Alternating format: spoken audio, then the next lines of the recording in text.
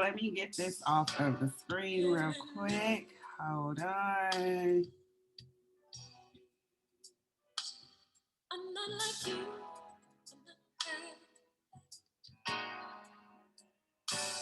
When he sees.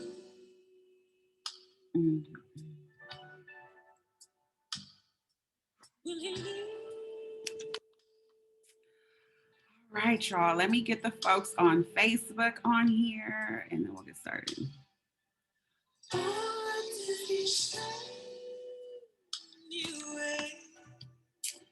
Bear with me just one moment.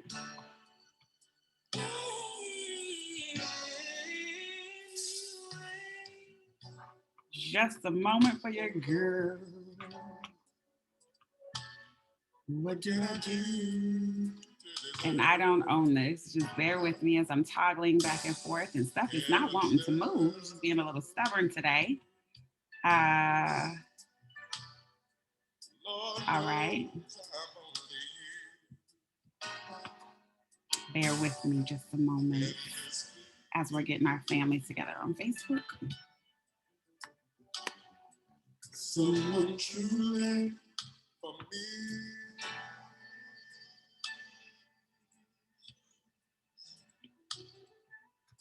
Or is it all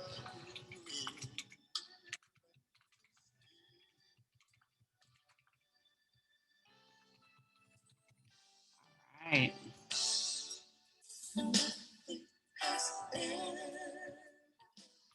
I love this song. Like this. Okay, let me stop. Let me quit playing because I am so not a singer. I can hold a note, and I think I do so very well, but you know, just to be all the way real, yeah, that's not my strong suit. So I'm not gonna pretend that I can keep up with Rochelle and Will. Anyway, hey family, good to see y'all. Today is Sunday, February 14th, 2021. How y'all doing? Hi, welcome to the Just Chamia show, live community check-in. I miss y'all. It's been a few weeks. But I'm glad that we're here, we're healthy and alive, and I am grateful for the day. All right, so how am I doing? Wow, to get started with that. It's February. Happy Black History always to y'all. Black History 365, right? Yes, happy February, happy Black History Month, all of that. Happy Love Day, happy Love Life, happy life to all of us. How am I doing? I'm grateful for my health. I am grateful for my family that we're here today. I'm grateful, you know, clearing some hurdles in my life, growing, continue to flourish, and I'm glad about it. So that's how I'm doing. What's on my mind is here in the Bay Area, there was a chemical spill, for lack of better terms, this past week, where the Chevron refinery in Richmond, they spilled some stuff into the Bay. And the story for the first couple of days was they weren't sure what exactly it was because they used that particular pipe for multiple things: gas, oil, or petroleum, oil, water, like different stuff. So they were unsure of what it was. And I think that's quite ridiculous, because how can you be transporting volatile or dangerous components and you're not sure what was in that pipe last, and especially so close to communities. So that's wild and crazy. And so I hope that more comes of that story, that we hear more about that. But that just didn't sit well with me. Some other things that's up. So I'm still doing this COVID documentary. So Black folks, I want to see how you're doing. I want to hear about your experiences living through COVID. I mean, I'm just, anytime you're willing to have a conversation with me, I would love to hear your thoughts, how your life is going, things that you've seen, that you've experienced within your circle or directly, what's work like, what's life like, you know, what's changed, what's new, what are you what are your questions? Like all of that, I want to hear about it. I want to see. So if you are interested in having a conversation with me and documenting our Black experience through COVID, reach out. You can DM me everywhere at just Chamia. You can email me info@chamialaray.com. Whatever. I want to hear from y'all. Your insights, your experience is important. History is being recorded right now, and it's important that our perspectives are captured. And so that's what I love to do. So holla at your girl. All right. Hey, family on Facebook. Thank y'all for coming through. If you have questions or comments or things you want to say, please feel free to drop them down in the comments. If you want to talk or say something or share your opinion live, you can click the Zoom link there in the description for Facebook Live and come on and speak your piece. All right, so let me pivot and share some things from around the gram. Oh, real quick. I also want to let you know, because we were supposed to have that session with Dr. Walters, but she had that family emergency. And so we have rescheduled our mental health discussion with licensed clinical psychologist, Dr. Walters, Kathia Walters. And so that will be on Sunday, March 7th. So y'all come through, come ready with your Black mental health questions, because sister will be on deck to answer that. And we know that mental health is so important, it's critical for life. And I don't know why it's so taboo to discuss in our community with our people, but we need to. So she's coming through to talk about it. Life is a lot, COVID is a lot, racism is a lot, love is a lot, just whatever. So Dr. Walters will be on deck on Sunday, the 7th, 2 to 3:30, same bat channel here on Facebook Live at Chamia LaRae YouTube channel. You'll be able to watch that as well. So we want you guys to come out and ask your questions of Dr. Walters. She will be here for us on Sunday, March 7th. All right, cool. So let me go and share my screen. And I want to give y'all a few things from around the gram that have been interesting to me since the last time we talked. All right. So quite a few things. Of course, I always see some fashion that's amazing to me. And I was like, oh, I got to come back and buy that later. But some things that I want to share with you all specifically. There's a piece, and those of you who follow me on Instagram at just Chamia, you'll see this is something that I posted. And I love this. So this is a video clip. Let me let it roll. It's young Venus Williams at 14. Merica, you say it so easily. Why? Because I believe it. Listen to, get them together. What she said it with so much confidence the first time. But you keep on and on.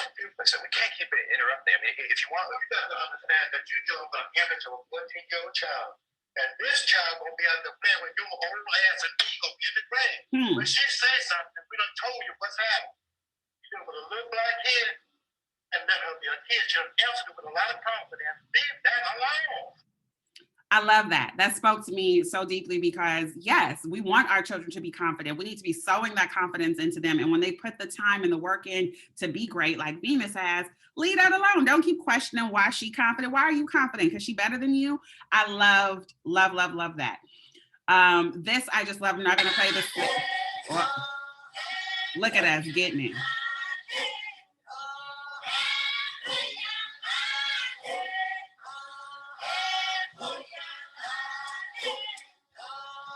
And they get funky with it too. I love this.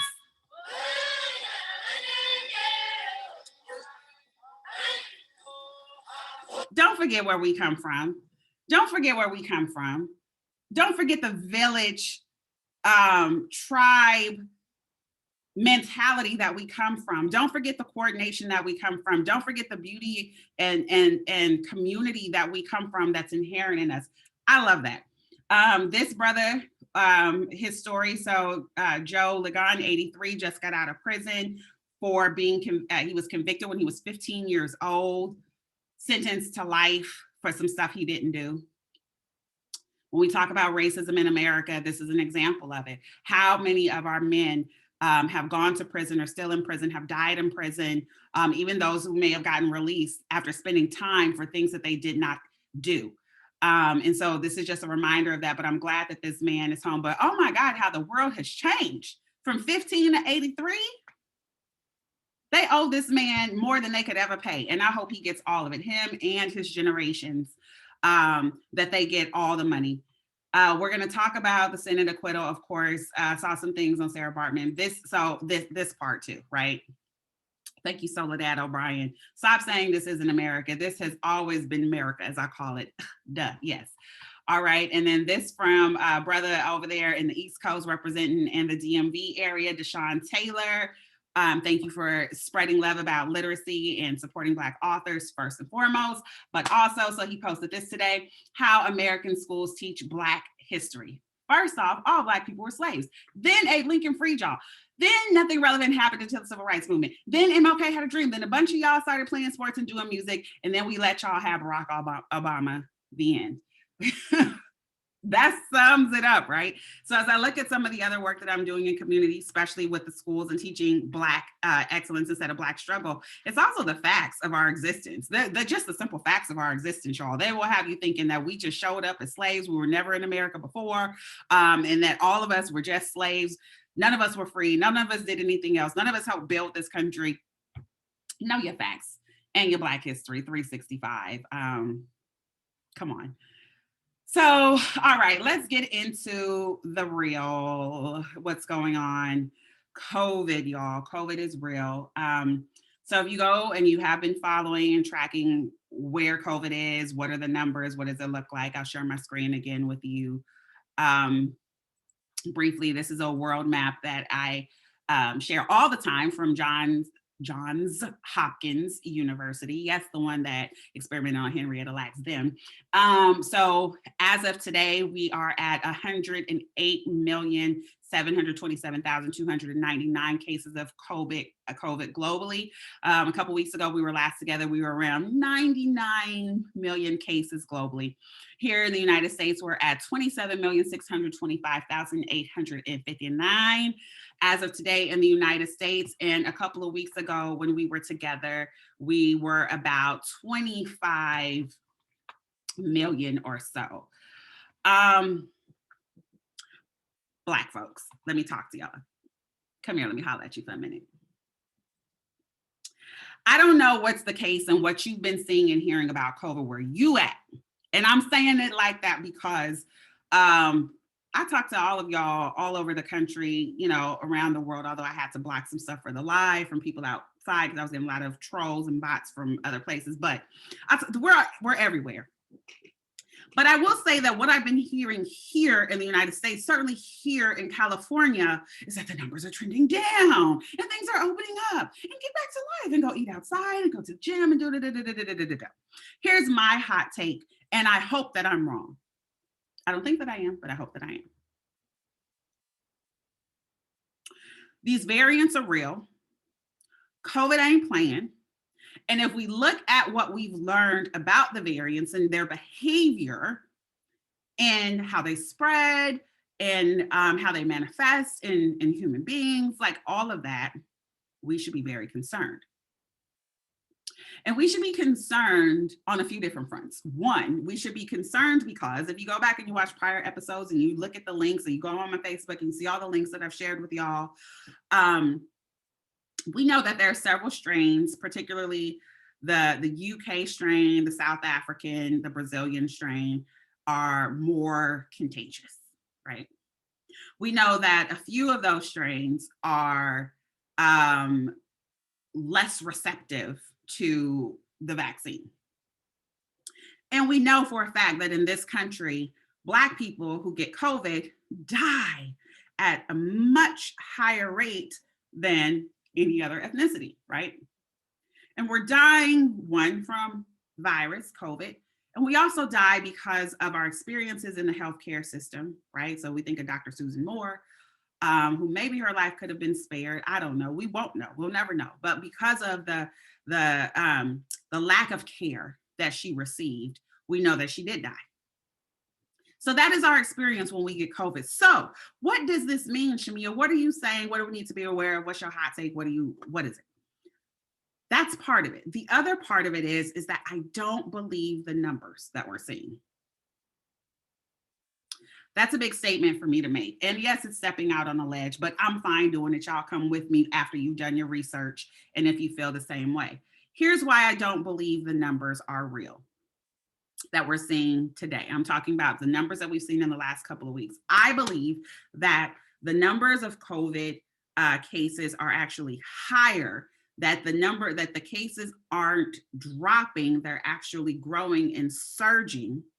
Chamia, how could you be saying this? Because they're saying that the numbers are down, the cases are down, they're opening things up.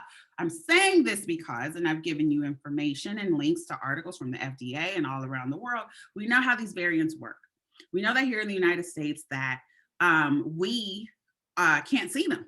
we know that the variants are tricking several tests and yielding false negatives. And we also know that in this country, we're sequencing less than 1% of tests for the variants. So how can you say that they're not here and oh, there's only 700 cases of, the various variants in the United States? Well, we can't see it. And so my common sense says that just because you can't see it doesn't mean it's not there. And we need to act accordingly. We know that everywhere these variants have shown up, whether it's in Brazil or South Africa or the UK, we know that they spread quickly and they spread widely. So does it make sense then for these variants to show up in America and only be present in a few people, like one in South Carolina, one in Florida, two in the Bay Area and California? No, that doesn't make sense. That's not how we've seen these variants acting in the rest of the world. So, knowing how they act everywhere else and human beings everywhere else, we can't think that they're coming to America and all of a sudden they're not spreading like that. Nah, fools. We can't see that. They're not testing or they're not sequencing. We saw that 0.3 of 1% of all COVID tests are being sequenced for. Come on, we're behind. So what does that mean for us? What do we need to do? Stay inside. I was very disappointed because the last time we were together, I shared a bunch of information. There was lots of data that came out from all around the world, lots of experts, top institutions, all of this about variants, vaccines, all this stuff. And what happened the very next day? Because I talked to y'all on Sunday. The next day, the governor of California, Gavin Newsom, be free. Stay-at-home orders lifted. Y'all go out. And we're out there. Black folks, I've been seeing y'all. Y'all out there. Hey, what's up? Let's meet up. No, these variants are out here. They're more contagious, which means that they'll also be more deadly to us. We need to go and sit down somewhere quickly because we can't see them. And by the time they can see them, by the time we're caught up with sequencing and all of that, it's going to be too late. So that's what's up for us, Black folks. I have been seeing many of us, all on the gram. I'm seeing y'all, all your business. Facebook, I'm seeing all your business. We traveling, we taking advantage of these very, very low airfare prices and very, very low hotel prices. And I get it. I get the draw. I love to travel. Passport gang, like I'm all part of that. But now it's not the time. Now it's not the time because COVID is real. In certain places, like here in the United States, we have tests that are giving false negatives. We're not even sequencing for the variants. So think about it like this. You could be going somewhere and taking your COVID ass and infecting a population that doesn't have what we have. Or you could be going to a place, because I be seeing y'all and y'all be out in all these different places in South America and Central America and over in, Merica, wherever y'all at, y'all out there, and you're not wearing the mask in the beautiful pictures that you're taking. Oh, the background's beautiful, y'all dressed to death, and you're not wearing masks. And no, I see the locals aren't wearing masks, but consider that maybe they don't have the infrastructure that we have in place. Maybe they don't have the testing and reporting that we have in place. You think COVID's not there because look how the people live. You don't know. You can't see it, right? But what you do know is that you're coming from a place where COVID is a muff and it's off the chain. It's not being tracked as it should. We have every variant on the planet is here present, and you're going out there and not wearing your mask. It's irresponsible and reckless. Black folks, stop that shit. Sit down.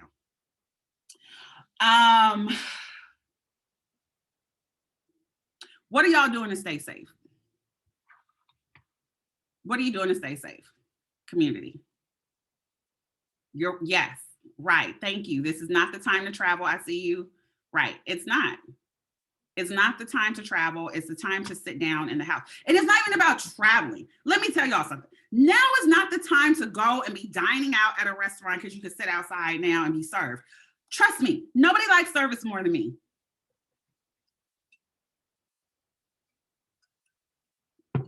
Nobody likes service more than me.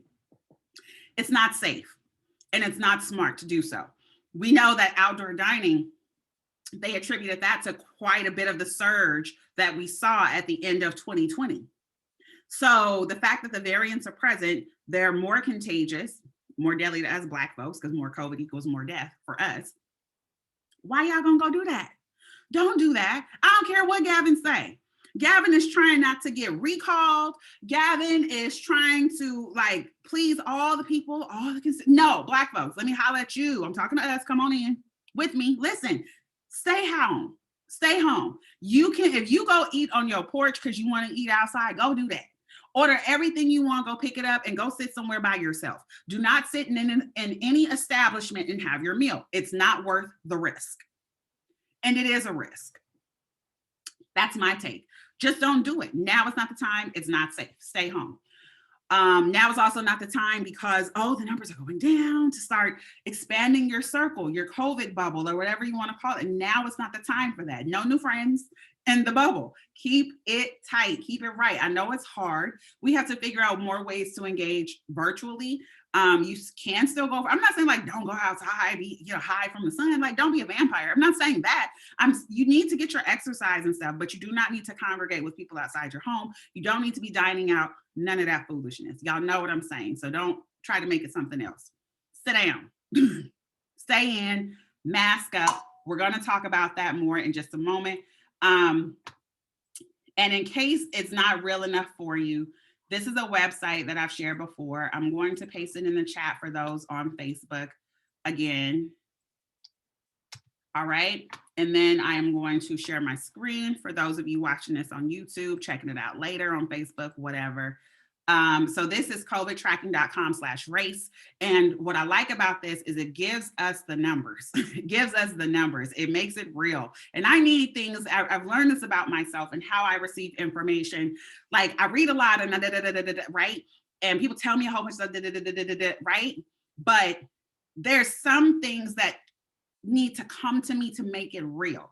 This website has helped to make it real for me. So what you see here, COVID-19 is affecting Black, Indigenous, Latinx, and and other people of color the most. Come on down here. Nationwide, Black people, us, Black people have died at 1.5 times the rate of white people. So you see white folks down here, 111 deaths per 100,000, Black folks, 161 per 100,000, right? On down. Now this is as of February 10th, so just a couple of days ago. They update this regularly, okay? So Black people account for 15% of COVID deaths where race is known. Again, there's a lot of people that are dying. We will know that these numbers will go up over time when we're out of the pandemic. We know that autopsies aren't being done like that, haven't been since the beginning of the pandemic. We know that every state isn't capturing and reporting race the same as others. There's a universal standard for that. So these numbers are only going to go up. And they're also going to go up as these variants continue to spread and y'all get out there and y'all do some dumb shit, like going and dining out and jet setting and acting like shit is cool and we're not in COVID because you bored and you tired and you want to be everybody tired of COVID. Everybody who wants to live this way, who wants to deal with a deadly virus that's, infecting people all over the world. Like nobody wants this stuff, but sit down so we can all survive and have a better life later. But that website makes it real for us. There's a lot more data in there that you can get into. And I encourage you to do so you can make smart decisions, smart informed decisions. And that's what we need to do, family, please. Okay. So you need to know that. The other website that I've shared with you several times, and they're tracking deaths by race and lots of just demographic information for us Black folks and how COVID is acting, is apmresearchlab.org/COVID, and then you can get on from there. So that's apmresearchlab.org. I've shared it a bunch of times here on the show. So you could go and just keep track of where COVID is in the Black community. What is it doing?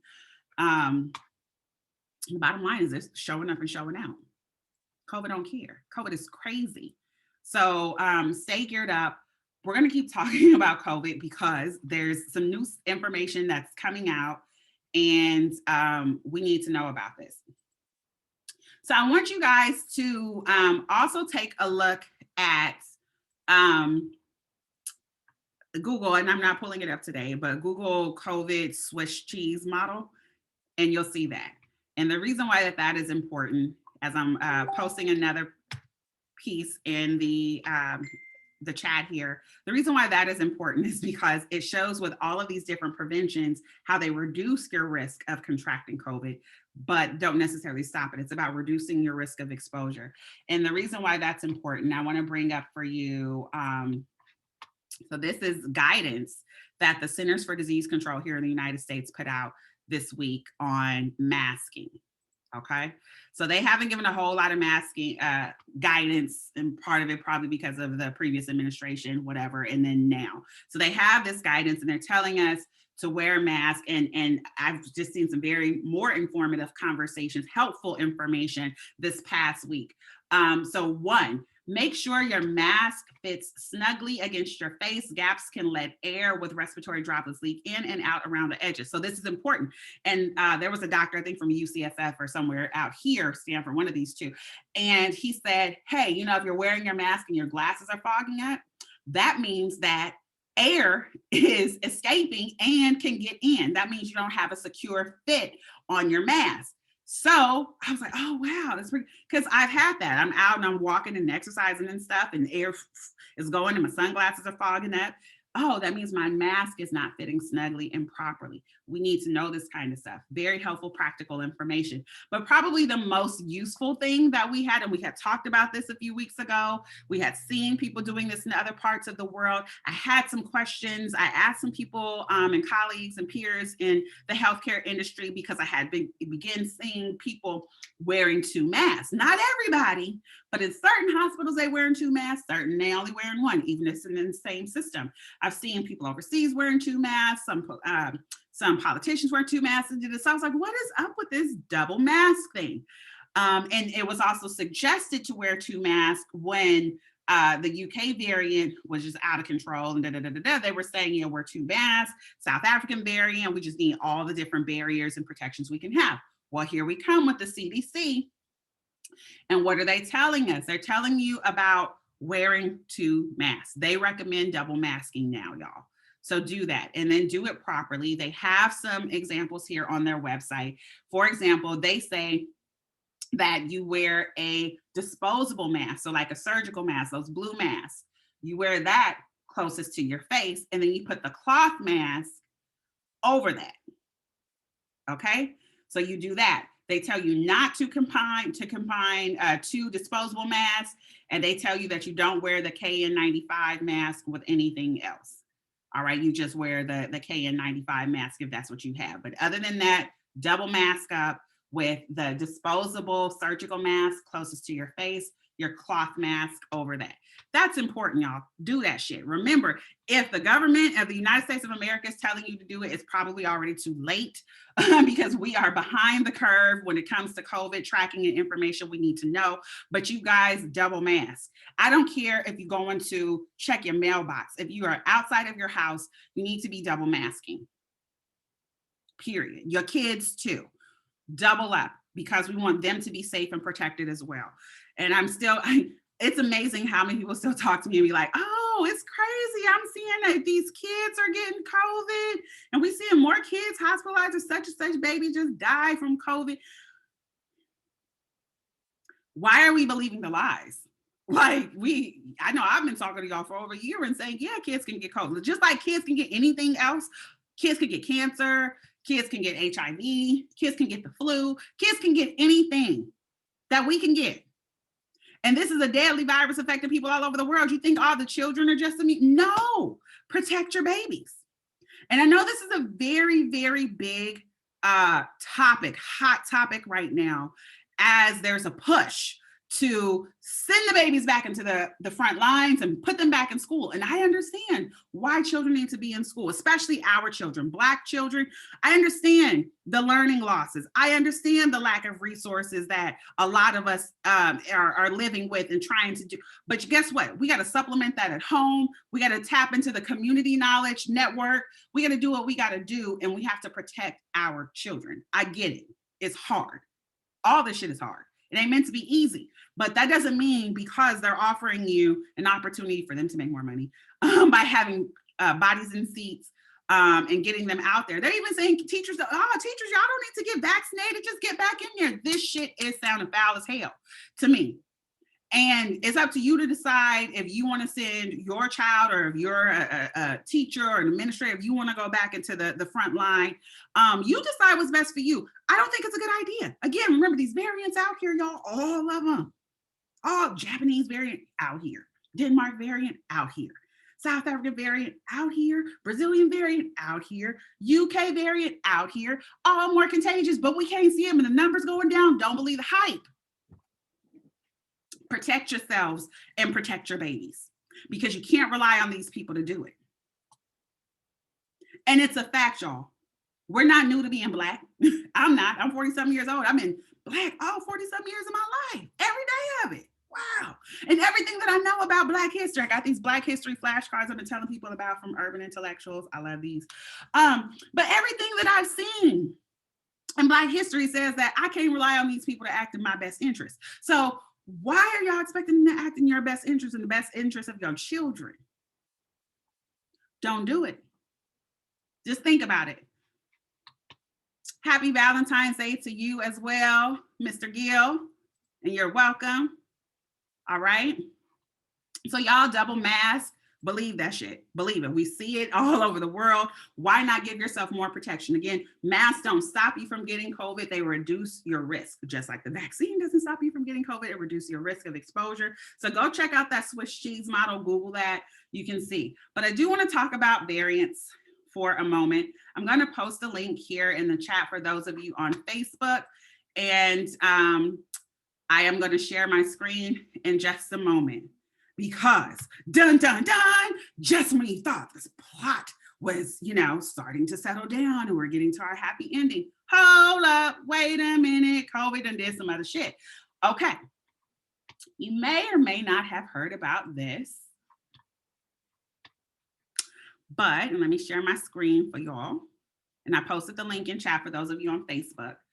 There is a new UK variant. So I'm not talking about the UK variant that's already out here, that we know is out here, the one that we know is 70% more contagious, at least 30% more deadly. Not that one, but there's a new.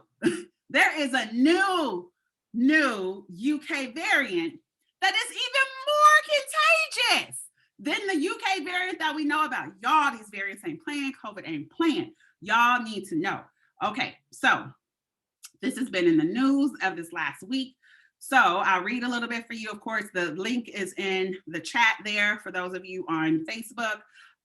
Those of you watching, you can see this on France24.com, but you can Google this story and find it anywhere. I'm going to really read a little bit of the highlighted text, but I'm going to start with the bold up here that says the United Kingdom, already the cradle of the well-known, more contagious variant of the virus that caused COVID-19, has discovered a new mutation affecting certain strains of the disease, same as the one found in South Africa and Brazil, further complicating the European epidemiological landscape. As if it wasn't bad enough, the more contagious UK variant of COVID-19 just got worse. I'm not making this up. Y'all see the words here. British health authorities announced on February 2nd that they had detected on the outskirts of Liverpool and in Bristol, quote, a limited number of strains presenting the E484K mutation in the UK variant. So that particular mutation is in the spike proteins, and it's seen in the South African and the Brazilian variants. And why that's significant, y'all do your research, but let me break it down for you. Why it's significant is because that particular mutation is what scientists are believing makes the UK variant and the Brazilian variants not respond to the vaccines. So the vaccines are ineffective against those, or less effective against those. So coming down, The E484K mutation has caught the attention of the scientific community because of the possibility that it could make the current COVID-19 treatments, including existing vaccines, less effective. But it does not necessarily mean that the new form of the virus will spread more quickly. They don't know yet. The mutation is very likely to make the virus variant better able to evade the body's blocking antibody response. It may also reduce the ability of current vaccines to protect from infection. Lawrence Young, a virologist and professor of molecular oncology at Ward Medical School, told France 24 by email, quote, "This could account for the recent results from the Novavax vaccine trials that showed while the vaccine had 95.6 efficacy against the original coronavirus and 85.6 against the UK variant, it had an efficacy of only 60% against the South African variant." And then they have this new UK that now has the same spike protein. Y'all, why do we need to pay attention to this? Why is this important? It's important because if it's out there, it's going to be here soon. This country ain't closed no borders. People flying every day, everywhere. So if it's there, it's going to be here soon. So we need to be aware of what's happening with COVID, aside from what we're seeing on our local news. We know that we're behind the curve in the United States when it comes to COVID comparatively to the rest of the world. Certainly to, certain other countries, I'll say. We know that variants that have shown up in other places in the world are all here. They here, y'all. These variants are here. We know that they're more contagious. And then what does that mean? That means we're getting more of it and we're dying from more of it, Black folks. So I need y'all to pay attention to this. So this is a new UK variant. Okay. We know that we're not sequencing for variants, but only like less than 1%, 0.3 of 1% here in the United States. We got a long way to go, but they're telling y'all what's out there. So if it's out there, there's a probability that it's already out here. You need to know about this stuff and act accordingly. And think about that too when you're making decisions for yourself, when you're considering your other relatives, your neighbors, and certainly your children, the grocery, whoever you're interacting with, you have to keep in mind that these variants are out there and it don't take nothing but seconds for someone to get COVID. I want to talk a little bit about the vaccines. I'm going to share with y'all. Let me copy this link, paste it into the chat, and then I'll share my screen.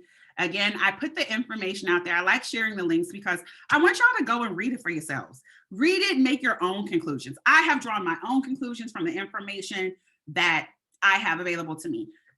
We can all read the same book, but we won't all necessarily have the same takeaways.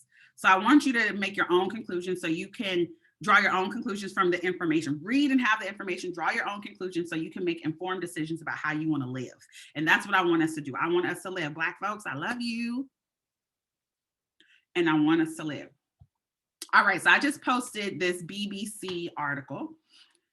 I want us to look at this in South Africa. Let me share my screen so y'all can see this. Y'all need to know. This is relevant for a few reasons. Okay, so this BBC 5 days ago. And the title here, COVID. South Africa halts AstraZeneca vaccine rollout over new variant. So I'm reading the highlighted text, but again, you have the link. You can Google this and find out for yourself and get more articles that support what's listed here because the information is there and it's available and you should find it. But I'm sharing this one article here that says South Africa has put its rollout of the Oxford AstraZeneca vaccine on hold after a study showed disappointing results against the new COVID variant. Scientists say the variant accounts for 90% of new COVID cases in South Africa. The trial, involving some 2,000 people, found that the vaccine offered minimal protection against mild and moderate cases. The trial's chief investigator, Professor Shabir Mahdi, said it showed that, quote, unfortunately, the AstraZeneca vaccine does not work against mild and moderate illness. Y'all. Family, y'all see this shit?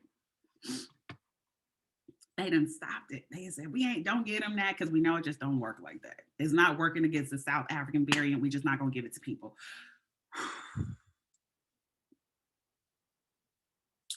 Why is this important? You tell me, why is this important?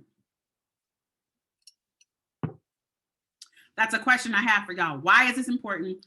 Type your response in the chat. I want to hear from you.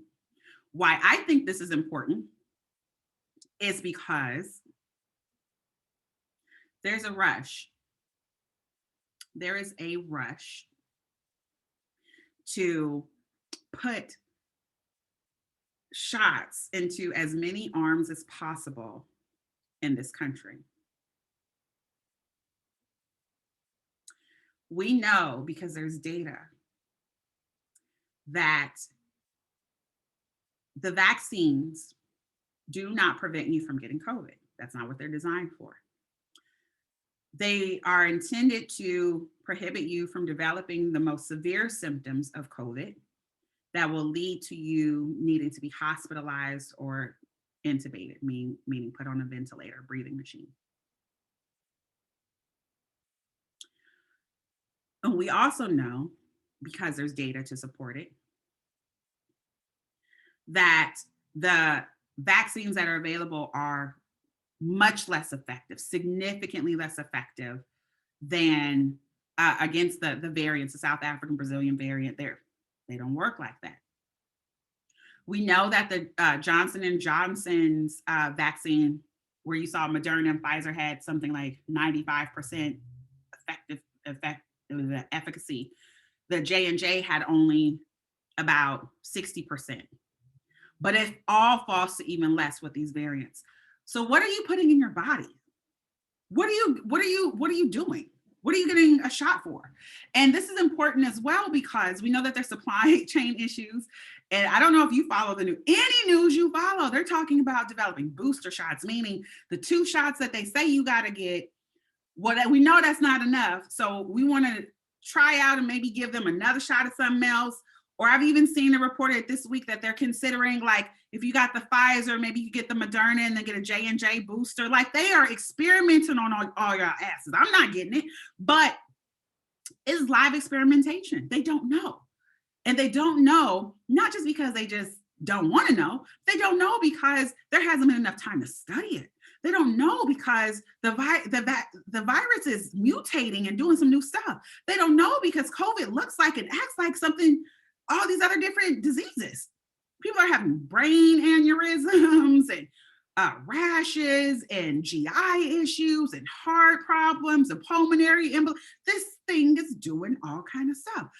Immediately, 3 months, 6 months from now, even if you never had COVID, is something else. And so, do we need treatments, or do we need to? Yes. I'm not a person that's against vaccines, right? I've traveled, I've had vaccines for that. And, growing up as a kid, I've had vaccines in my life, but I am absolutely against being guinea pig. That has never worked well for us Black people. Okay. It's never worked well for us. Let them figure the shit out. They don't have it figured out. They're telling you we don't have it figured out. We're telling you, oh, this isn't working. And here's what we're thinking about doing. We're thinking about, because we know there's supply chain issues, and we're opening up mass vaccination sites, and it'll be hard to track which vaccine somebody got at one site and if that's the vaccine that we have here. So we're looking at, can we just mix the vaccines? You get one shot of this, one shot of that, but all that might not be enough. So we might have to do some boosters as well, because these variants come. We might have to tweak the formula of the vaccine based on the variant. They are doing a whole bunch of fucking experimenting and then trying to put that shit in your arm real quick. Black folks, pay attention. Here we have in South Africa, they're telling us, oh my gosh, we've seen in this study, this 2,000 person study, that this don't work. So we don't stop it. Excellent. Thank you. That's what y'all should do. Figure something else out, try again. But that's not what's happening here in America. Want to get the shots in. As many arms as possible. Push them out there. We'll figure out the second shot. At least you get the first shot. We might not get the second shot for months down the line, even though that's not what happened in the clinical trial, but you'll be all right. At least you got something. This shit is hella experimental. Right? And I'm not telling you what to do, other than get the information that is available so you can make an informed choice. I know what my choice is. Not this round. Y'all go ahead, figure it out, fine tune, tweak, more study, long term. Okay, then. But that's my choice based on the information that's available to me and my understanding of it. And that's what I want all of you to be able to do. All right, I see you say it means life. What does that mean? Because that was a question I said, what does it mean to y'all that in South Africa they have stopped this? And you said life. Yeah, maybe. For those who knows what the side effects are, maybe of the vaccine or whatever, I don't know. But y'all, it's a lot for us to be aware of. The fact is, information is power. Information is power. And so I'm trying to share what I know. I'm trying to give you my understanding of what I read, because all of us also can read some stuff and, decipher it. So we need some people to help us along. I'm happy to do what I can. I'm also willing to say when I don't know what I don't know. But the fact is, variants are here. We can't see them. Tests are lying, failing. We're not sequencing. Vaccines are less effective for. And vaccines don't give you immunity anyway. What y'all gonna do? All right. You can keep your COVID comments coming in on Facebook or whatever. If you want to join the conversation, have something to say live, the Zoom link is up in the description. I am going to pivot to talking about what we talk about all the time because it's important to us. You guys send me stuff and I'm like, it falls under these two categories, COVID and race in America. So yeah, racism in America, because this is where we at. I want to talk a little bit about weaponized language. Language is some of this. Language is important. The words that we say, that we write, are very important. And then words can also be interpreted to mean all kind of other shit, as we saw this past week. I'm going to get to it. Part of it, as we examine racism in America, is the difference between an extremist and a terrorist. So as we look at what happened on January 6, 2021 here in the United States in Washington, D.C., the terrorist attack, I saw it, y'all saw it, our own eyes, the whole world saw it, was a terrorist attack. But it hasn't been called that. It's called an insurgency, a riot. There were a few extremists in the group, not terrorists. And we know why these people weren't labeled terrorists is because they were white. We know that by their definitions, so the laws, the words that they have written that are documented, and I've shared those in the previous show, so you can look for, go to Department of Justice or whomever, you can look and see their definitions of insurrection, terrorism, all these different things. So by their own definitions, those people carried out an act of domestic terrorism, but they didn't call it that. Why? Because they weaponize language when it's in our direction, but not when it's going to be harmful to their interests or themselves. We look at weaponized language, and this was, I'm going to open this up and let me paste this into the chat as well. Just 1 second. There's this woman, and in Florida. And it's interesting. I think they took the video down. I was like, where's my video? I just posted it in the comments there for y'all. Let me see if it applies. It's interesting. They took it down. Okay, that's all right. I'll share my screen so you can at least see the article. The thing about the internet is nothing's gone. Once it's up there, you can find it. But it's not on this news site. So this was an NBC affiliate in Florida, Lee County, Florida. So Lee County woman defends racist rant that was caught on camera, where basically she called these men working. They were at work working, all kind of N-words, right? So you hear these brothers talking about, me and him were on the back of the truck. We're still working. We're still unloading the sheets of metal onto the pallet. We start hearing this commotion on the other side of the truck, and it's just getting louder and louder and more intense. All right.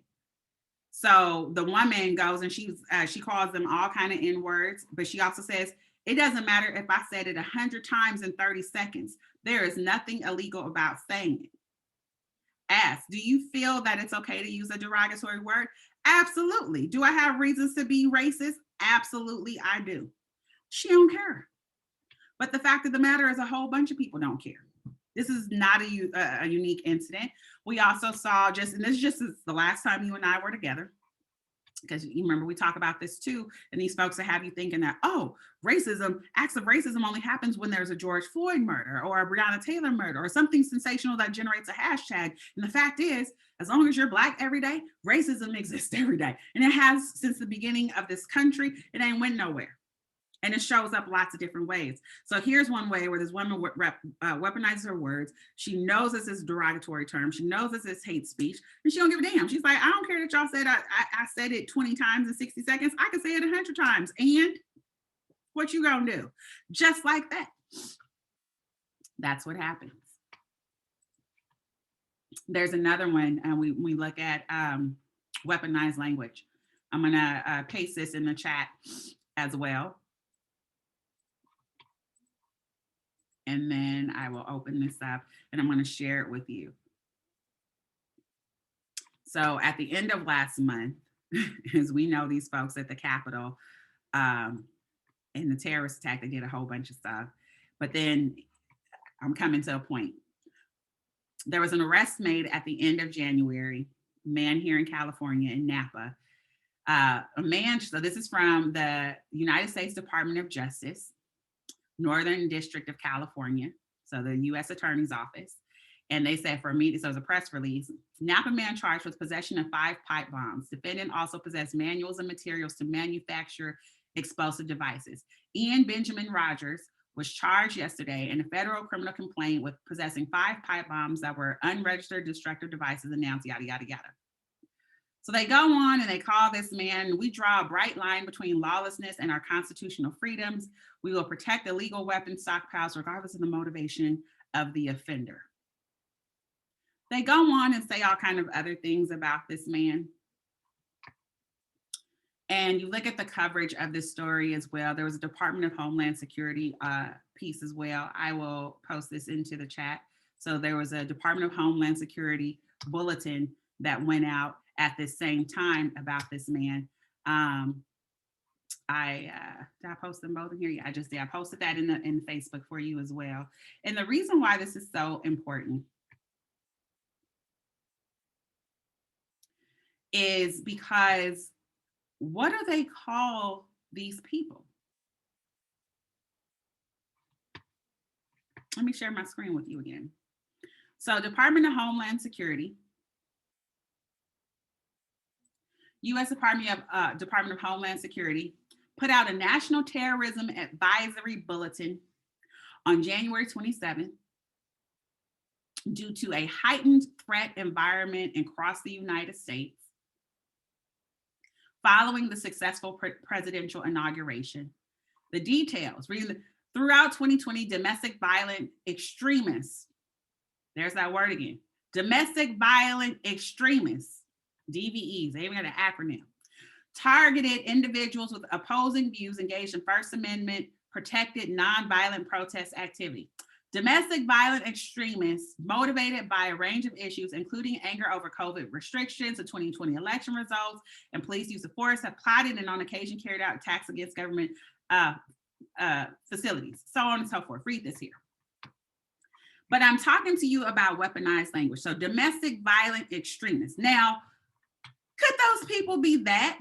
Sure. But according to the laws that we've read, their laws, their words, they were terrorists. They were domestic terrorists that carried out an attack, that are planning other attacks, that are stockpiling pipe bombs and other weapons and munitions up the yang and all. Why are we calling them that? Well, we know why. Because before we even have all the information, if they ain't white, they're terrorists. Somebody can stab 2 people and we'll call it a terrorist attack. We see it in France and all these places all over. It's a terrorist attack if they ain't white. Instantly. Story can be developing story, breaking news, developing news, a terrorist attack, a suspected terrorist attack. They say these things. We have to be so careful of how they weaponize their language against us and how we then turn and respond to that shit.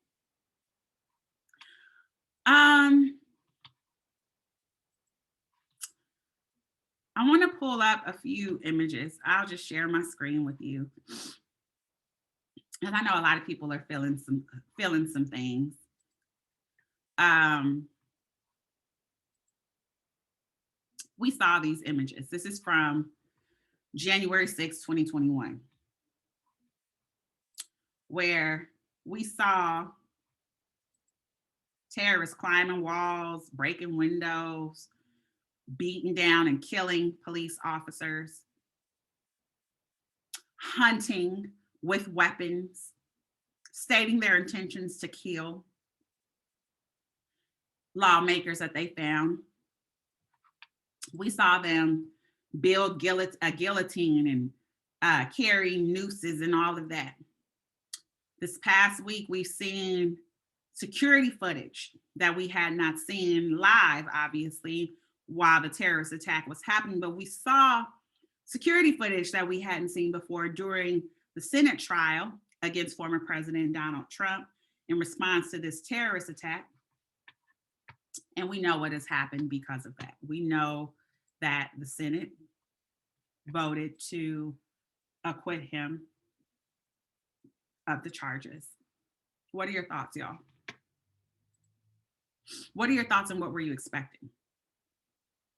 Because I have to tell you, I didn't expect anything less. I expected all of that because if Donald Trump was guilty, then all of these congressmen and women were next to be tried and convicted. And we knew it had to happen because the things that the House managers accused Donald Trump of doing, which wasn't just all about his speech on the 6th, it was about months of incitement and years and months of stoking hate and calling for this and celebrating when violence happened, conducted by these domestic terrorists, including trying to run people off freeways and shit like that. And then we also know that we had Congress people, members of the House and of the Senate, that were tweeting and doing press conferences and showing up on the news and doing the same stuff.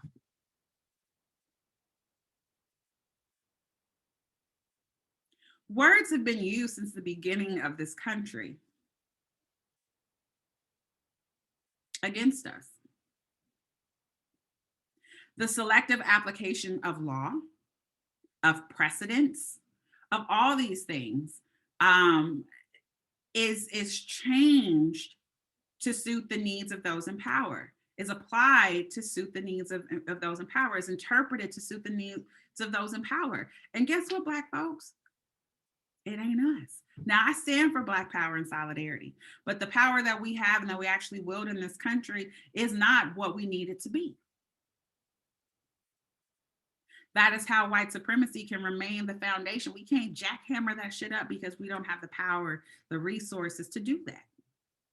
They do. And so what we saw, my takeaway from what happened, again, I was expecting nothing less than what happened. Exactly what I thought would happen is what happened when the Senate yesterday let Donald Trump go and left him free to run again and to serve again as president and do more of the same shit. And so that is the takeaway for me as a Black woman, as a Black mother, as a Black daughter, Black sister, Black lover in this world, in this country, is that what I can expect from them is more of the same. That's it, folks. More of the same. So while folks were hoping, oh, Biden, come on, dog. Come on, dog. Same movie, different actor. New scene, same show. More of the same. And am I an optimist? Yes, but not what as it pertains to them and what they'll do for me and mine and us. No. So that was an example of making it real for me. I can do something with that. And the thing that I do with that has to be independent of them. The thing that you have to do with that has to be independent of them. They will have us thinking that we only experience racism when It's a George Floyd situation and he's surrounded by police officers.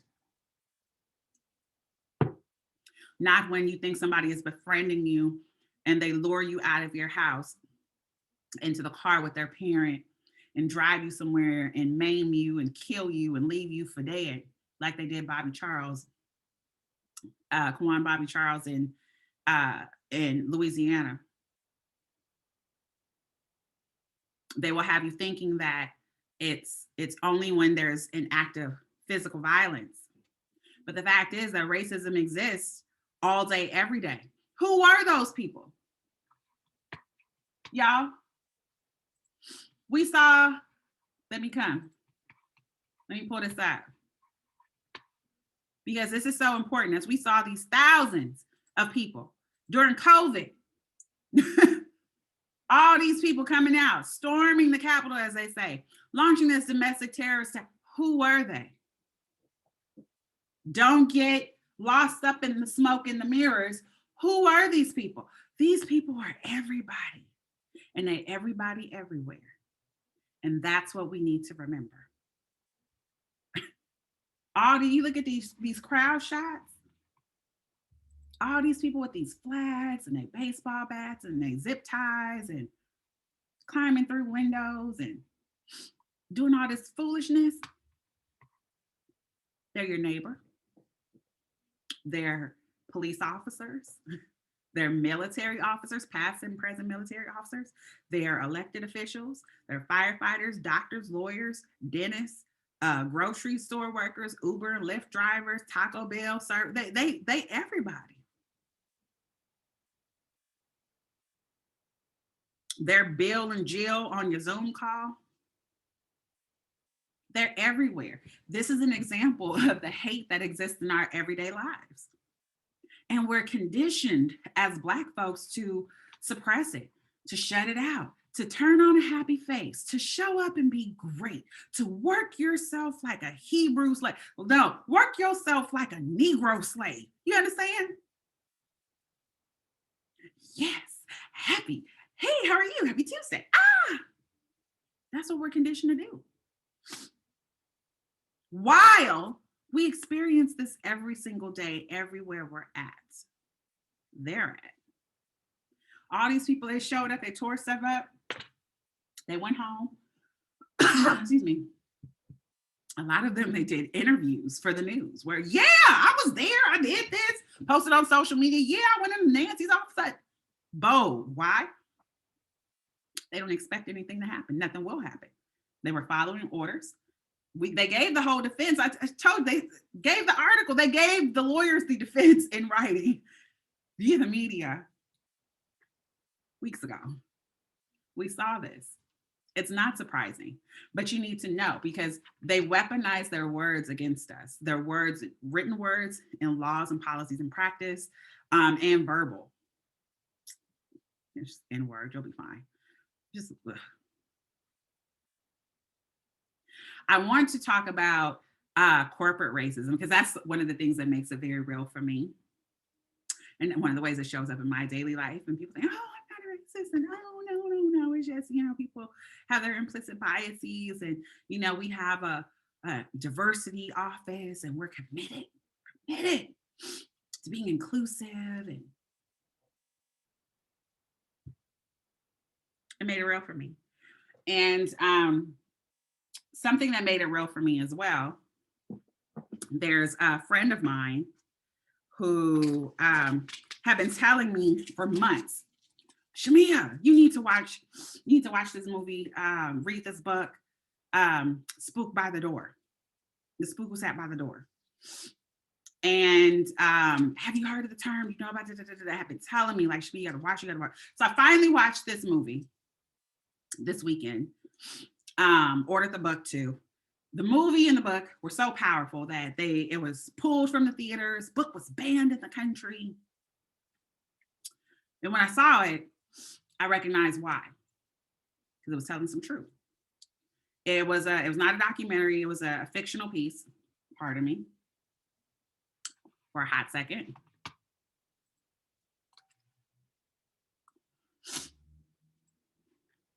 It was a fictional piece. But there was so much realness and truth in there. You guys go look that up and watch it. And it was very much reflective of everything. The opening scene, the language in the opening scene, from talking about law and order, taking a stance of being a law and order politician, like all this.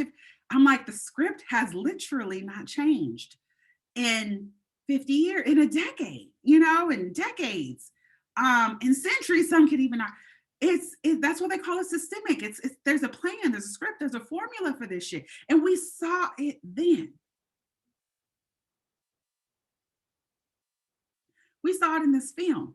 A lot of the same stuff that we're seeing today. Oh, yeah, well, we have this one Black person, sit them out front of the office by the door, so when people come, they see that we're inclusive. That stuff happens today. They might make it look slightly different, but it's the same shit.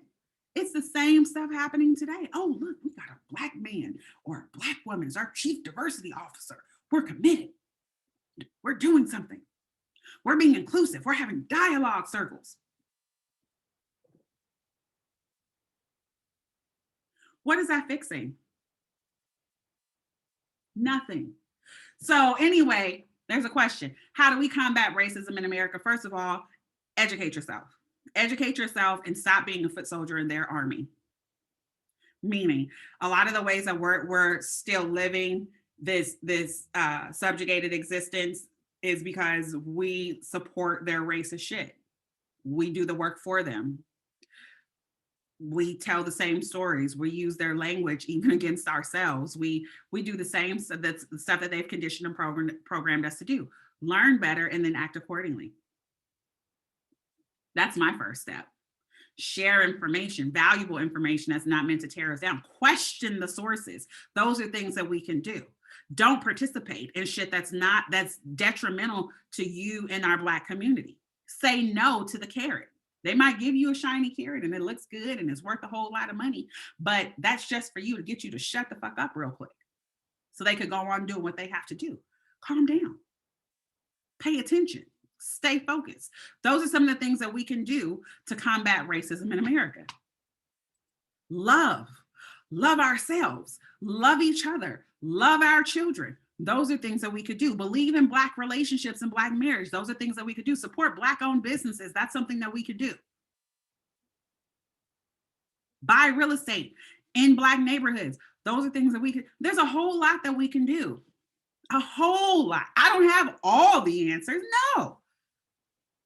But it starts on being educated and then acting accordingly.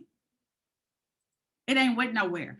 I want to have a whole lot more discussion around racism in America, especially corporate racism and what that looks like. Y'all write in your work experiences. I tell my friends, my family, my little circle about some of the stuff I experience on a regular basis and how it feels like rape to me. Like they're raping me of my ideas, of my identity, they're trying it, on a daily basis and telling you to buck up and be happy. Oh, you're making such an impact. We gonna pay her and promote her, but you're making such an impact. Thank you. That's what we get. Good dog. Earth.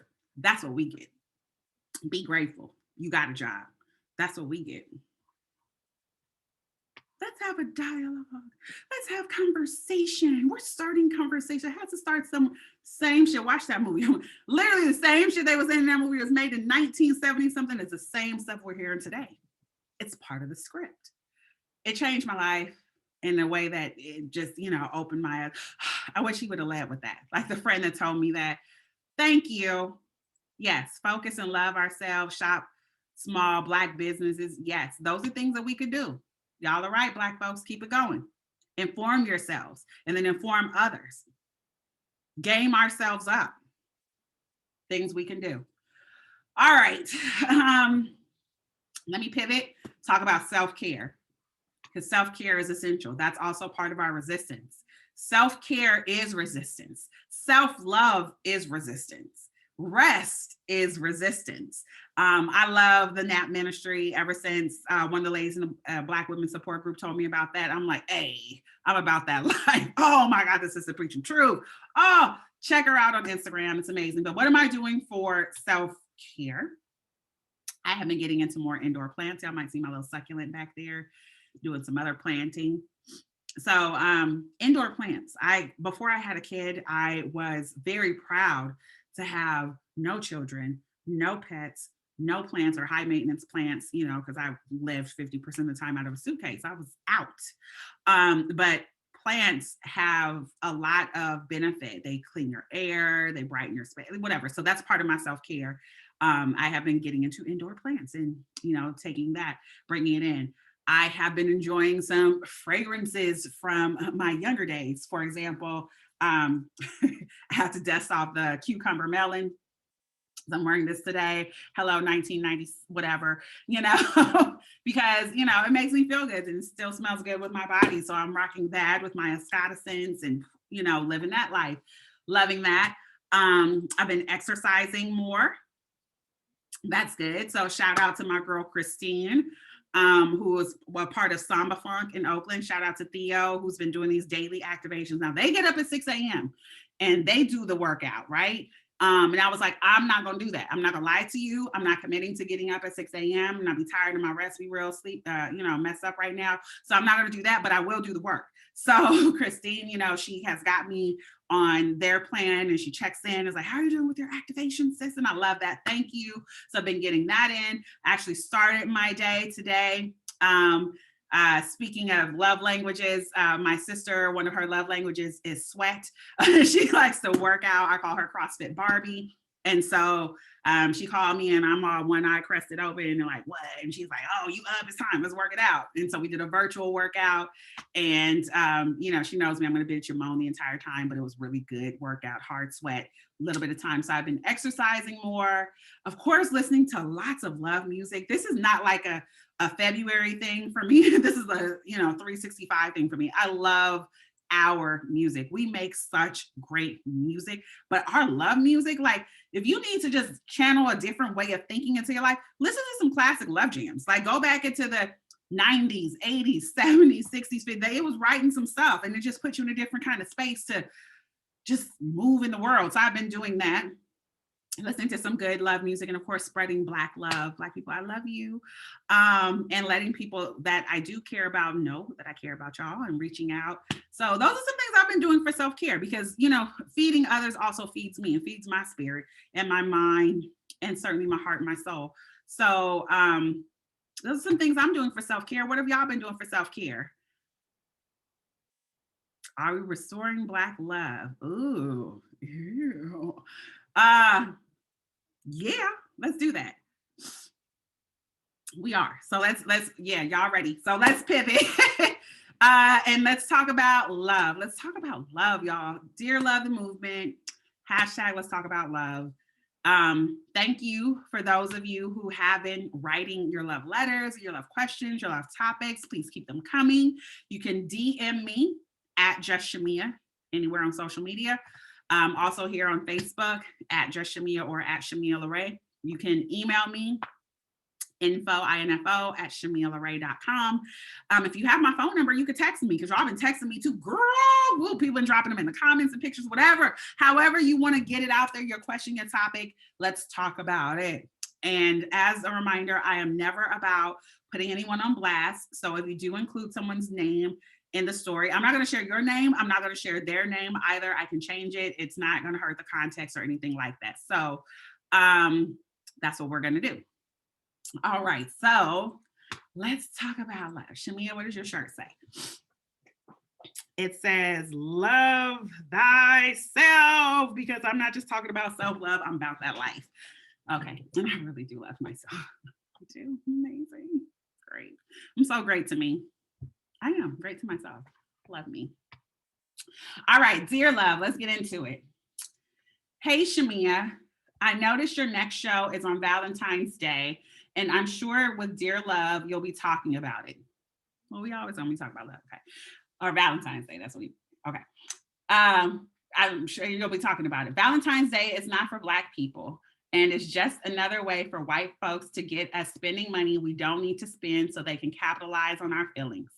It's also become a relationship trap where we brothers are labeled as insufficient, inadequate, weak, broke, insecure, insincere, etc., if we don't buy our ladies a nice enough or big enough gift, even if she ain't our woman and it's just someone we're talking to. Ooh.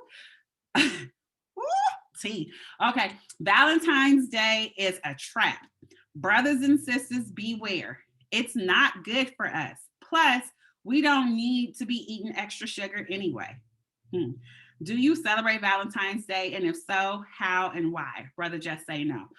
Okay, brother, just say no, just said a whole lot. Okay, so he said that Valentine's Day is not for us as Black people. He says it's a relationship trap where men are labeled as insufficient, inadequate, weak, broke, insincere, etc. If they don't buy ladies a big enough gift or whatever, that it's, you know, white people way to capitalize on Black people emotions and sentiments. It's a trap. We don't need to be eating all the sugar and the chocolates, you know, so the candies and stuff that people give on Valentine's Day. Do I celebrate Valentine's Day? And if so, how and why? Okay. So, like a lot of people who have grown up in the United States of America, I was brought up celebrating all of the holidays.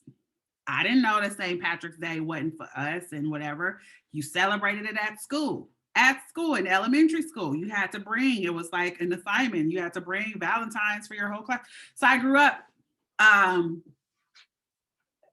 indoctrinated to the holiday and observing and celebrating it. However, as I got older, and you know, got into the foundations of it in Europe and the saints and the this and that, white people shit, whatever, and then also seeing how with a lot of things then in America it becomes a way for people to make money, you know, whether it's Easter, you know, because I, as a person of faith, know the religious beliefs or the religious origins of that, but then also see that there's, anyway, it's a bunch. So like most holidays, it has become a commercial celebration.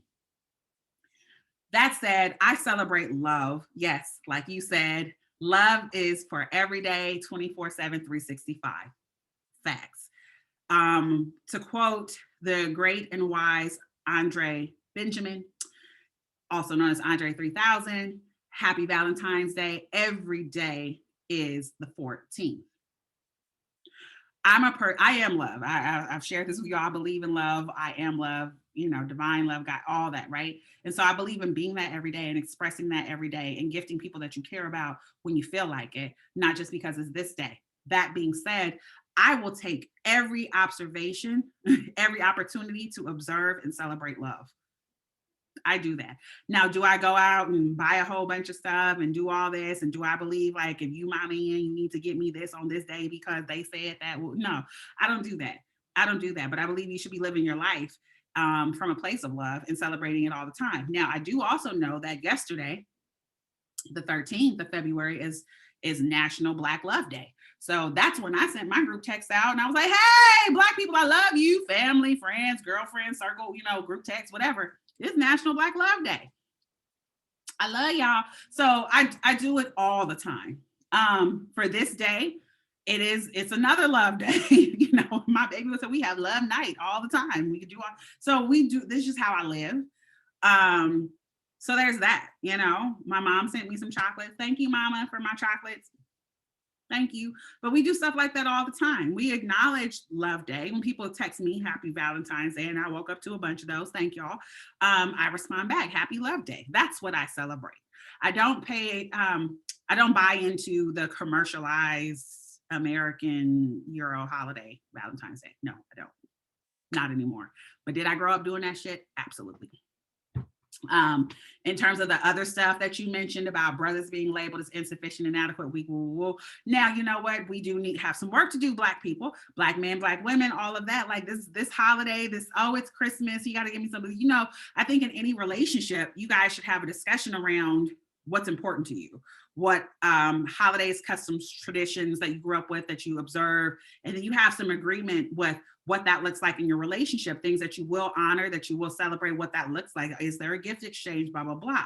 So you have to do that. Have these like real ass conversations with whomever it is that you're with, so that when shit comes up, there is no room for surprise. Like, oh girl, he got me these funky ass flowers that he probably got from that lady on the corner with selling teddy bears. And like, don't do that. One, be grateful. If someone thinks of you and does anything for you, be grateful and gracious. But you should also have some understanding of what a person's expectations are, what their needs are. Certainly if you're in a relationship, like that's what you do. But I also believe that men and women, brothers and sisters, we got to put down some of their lingo, some of their sayings, some of their customs, including any sort of notions that a man ain't a man if he don't buy you, period. That's foolishness. Oh, a woman ain't a good woman if she didn't do it. No, especially around their holidays and customs. Put that down. That's unhealthy. It's toxic. It's a trap, and it's not meant for us. So stop doing that. So there, brother, just say no. I agree with you on that. It's not for us to do that, and that's not building up Black love, right? Doing that and having those unhealthy expectations, mindsets, and beliefs, and then turning those into actions against another person. Like, we shouldn't be doing that. So there you go. All right. All right. I'm like, I got this question a few times, but okay. Question. Who's trying to date in the eye of a pandemic storm? This girl, both hands raised, both legs too. Yes. Why? Why, Chamia? Why are you trying to date during COVID? Number one, Black love is revolutionary.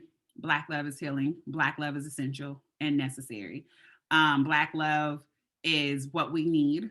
Black love is what they don't want us to do. Black love is protest. So I'm here all for that.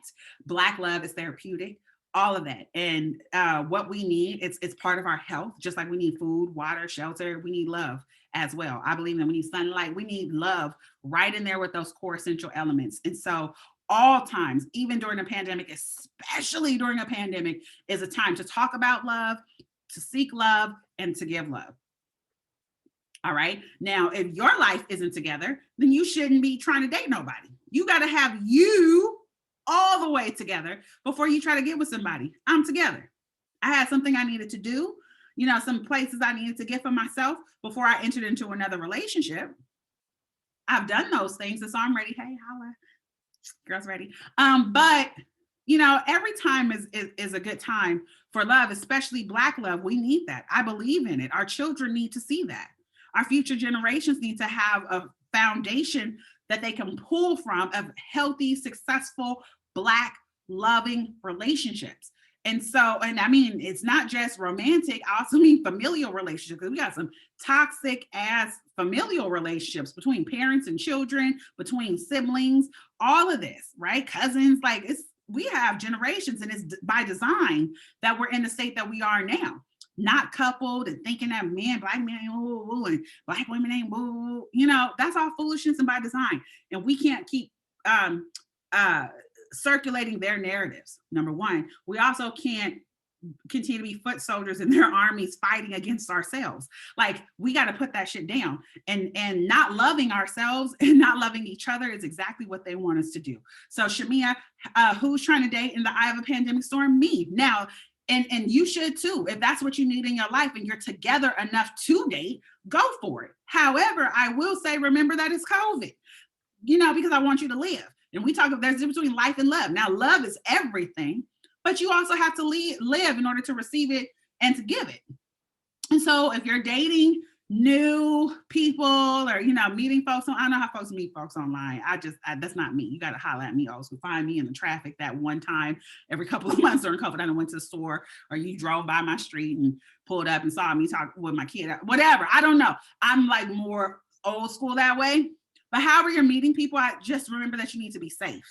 If you're going out and you're dating folks during COVID, social distancing required. Mask, required. Not being like going and doing outdoor dining and stuff. Like, we're not doing none of that. You have to have a shared understanding about how you guys are moving. What does his circle look like? What does her circle look like? How often are they seeing the people that are in the circle? Well, what are they doing? How do they work? Are they working in their home? Are they going out to work? Are they seeing other people? Have they been traveling, doing all that? Because people in their circle, then they come around you, then you got whatever they got.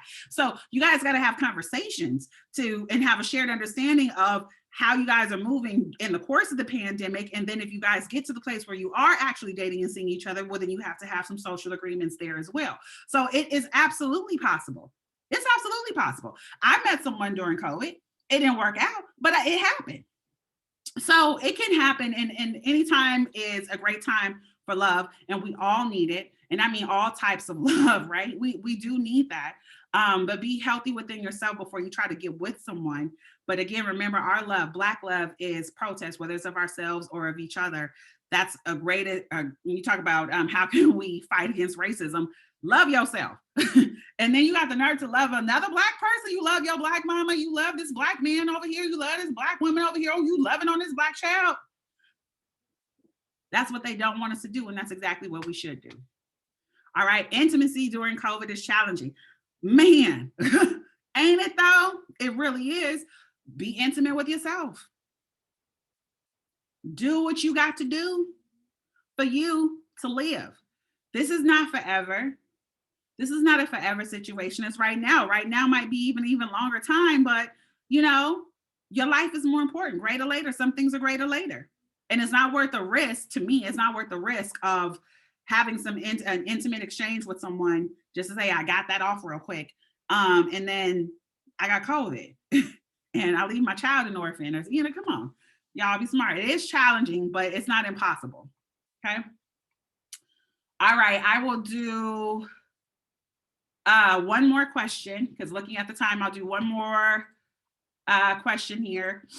It says, I have so many questions about love, and there's so much I still need to learn about myself and about relationships. You seem to know what's up. Who taught you about love?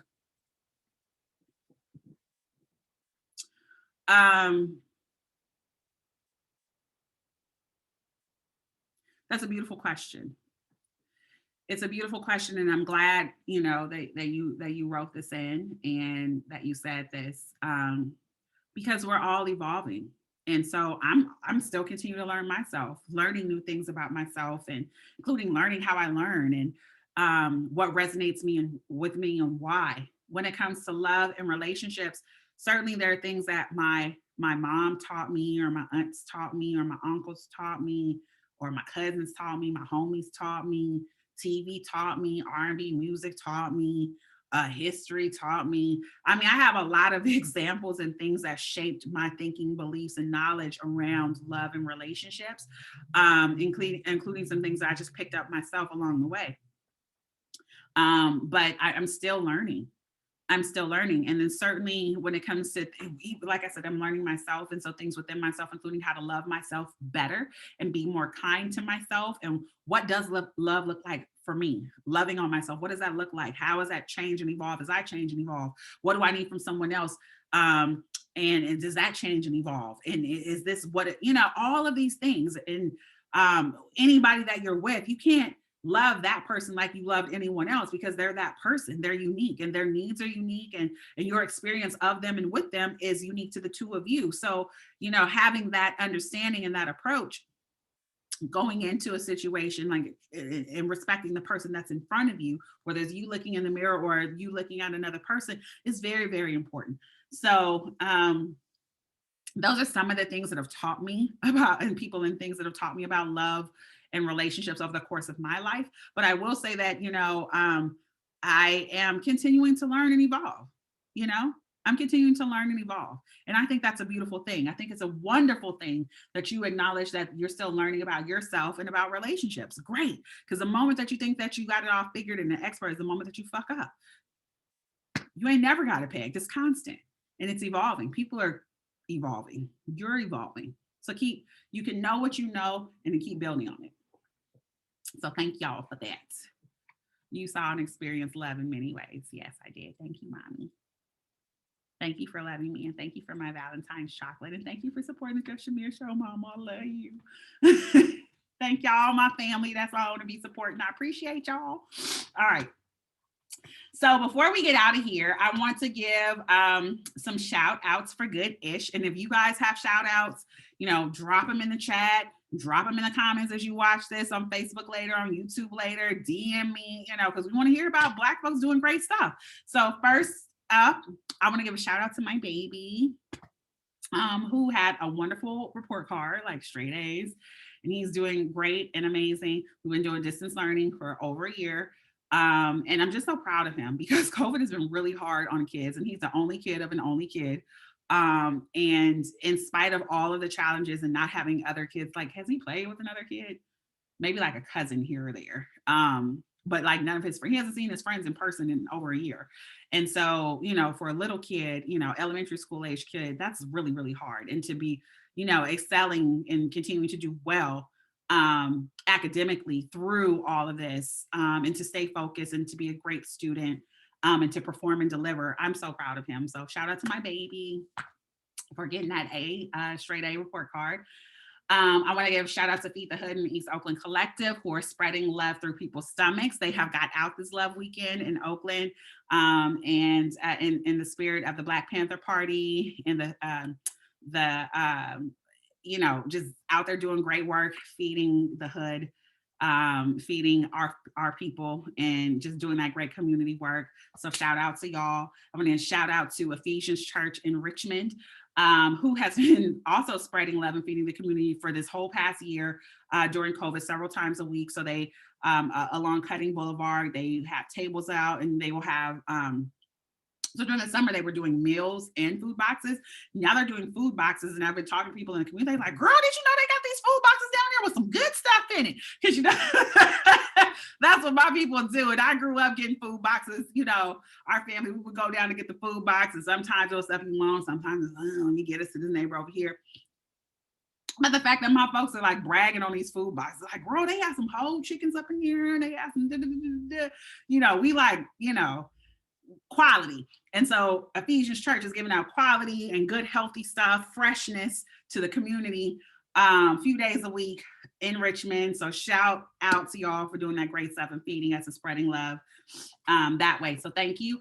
I want to give a shout out to Brother Alonzo Deli, who I went to high school with. Hey, and he has this group called the Awakening Group on Facebook, dedicated to Black enlightenment and telling us stuff that we need to know, some stuff in humor, and then some stuff, real facts.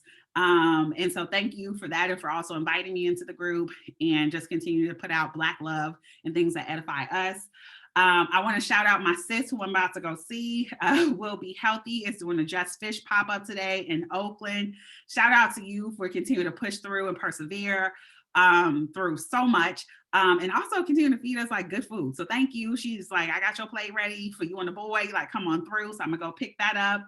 And lastly, I want to say shout out to the truth tellers again, as there is an attack on truth still, as words are weaponized, as we're dealing with all the things that we're dealing with, including this COVID pandemic and all the different facets of it.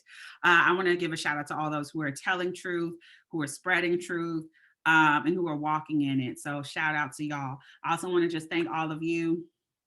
Thank you, Auntie. Thank you for all of you who have supported the Just Chamia Show, from our pilot in 2012 to the launch in 2014.